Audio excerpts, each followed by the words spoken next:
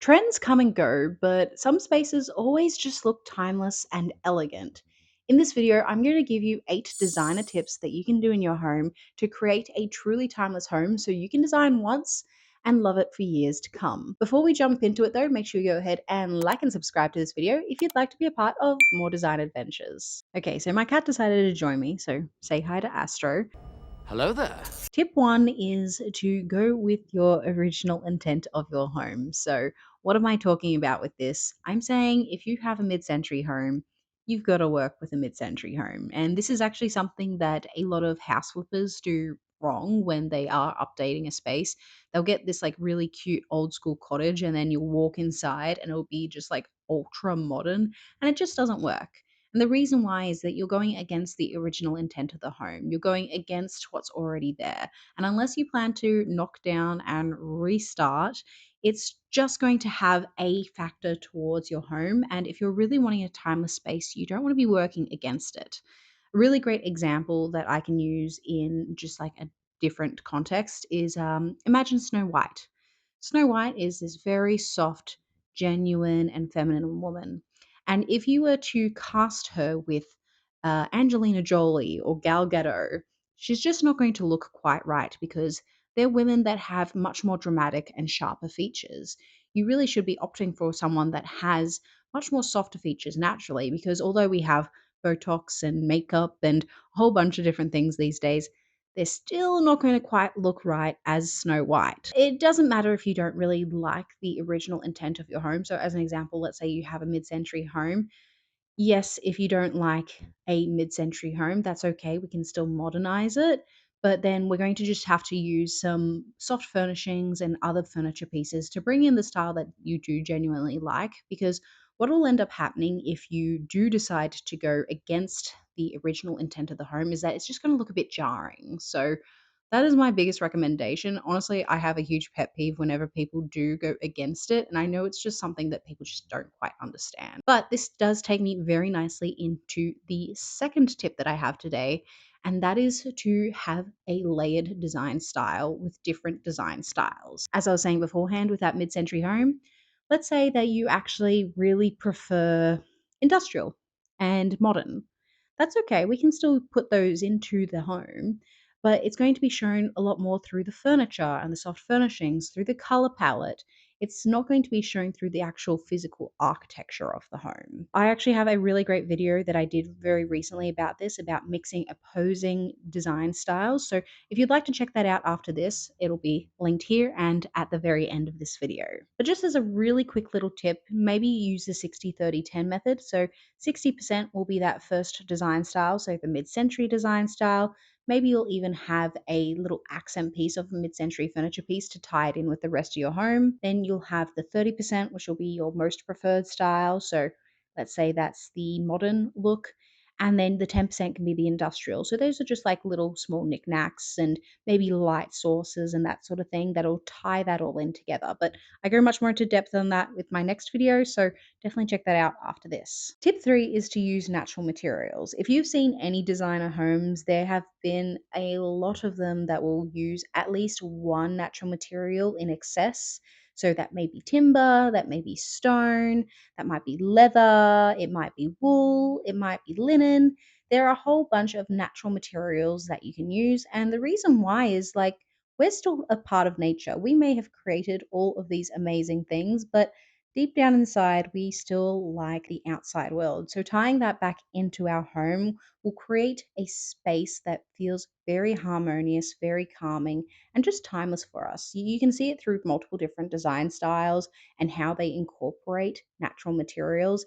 They just end up feeling a lot nicer than materials like plastics and that sort of thing. So, my biggest recommendation with this is if you want to use a natural material, if you want to have a really high end look, using a lot of one specific one is a great way to do that. But if you're looking for a way to create a more timeless look, I would highly suggest using a lot of different little ones. So, having a stone coffee table, having a timber dining table, having a leather armchair in the corner and something like that. Because when you look at a lot of designer and architectural homes, if they have an unlimited budget, a lot of the time they really like to play with and see how close they can tie into nature.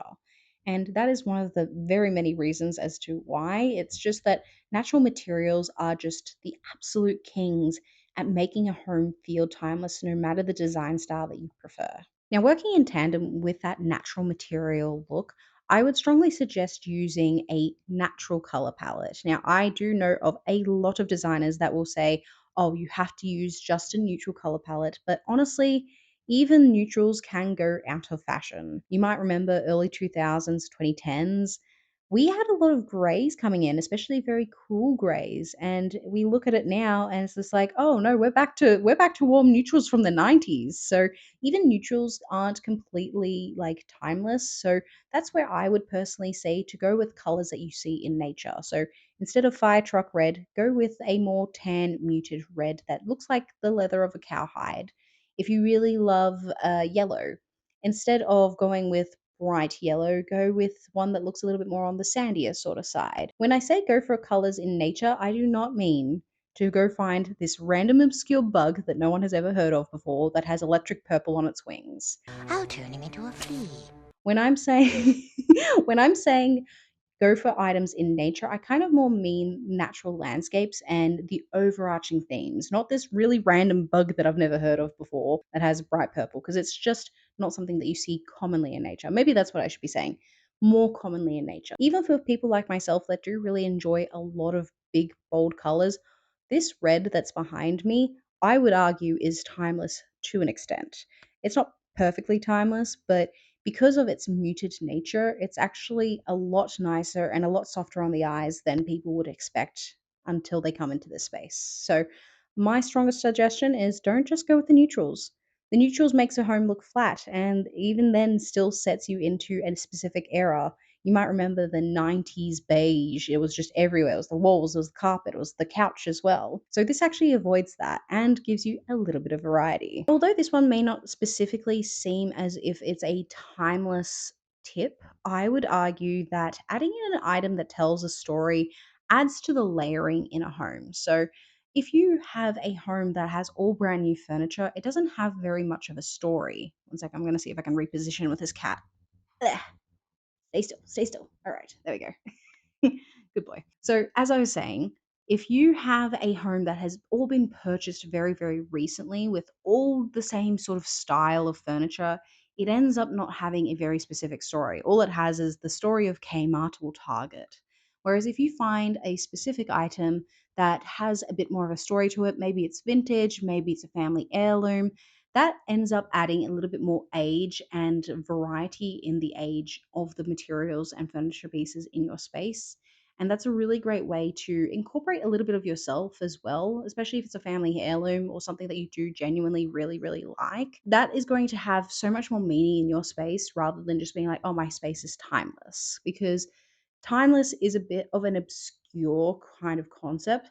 Of course, there are certain overarching themes that we can discuss, and that's part of this video. But you know what is going to always be timeless to you? That writing desk that your grandfather had as a boy. You're never going to get rid of that, and you're never going to get sick of that because it has an element of you and an element of your life in it.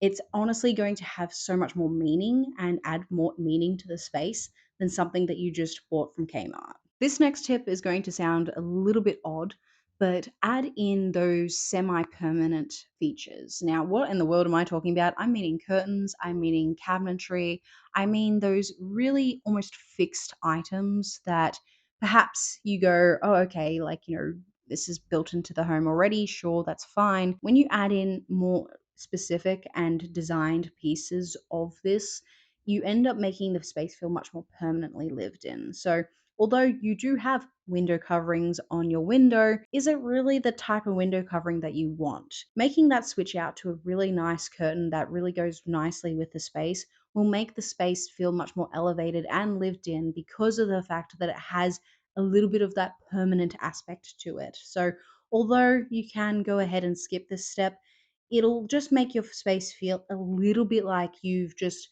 moved in one day and then you can be gone the next. Having that level of permanentness, if that's a word, is a way to incorporate this feeling that you're going to be there forever.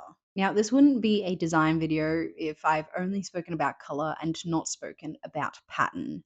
Adding in much more classical patterns to your space will make it feel more timeless and intriguing, and will add an additional layer rather than just the color and the material choices in a home. Now, I am not saying to go with the most garish pattern that you can find. I am suggesting more patterns like stripes, checkerboard, plaid, a lot of those ones that are very classical. So, really steering clear from ones that are very trendy. So, as an example, every Valentine's Day, we always see like a cushion that has like cute little love hearts on it placed out in order.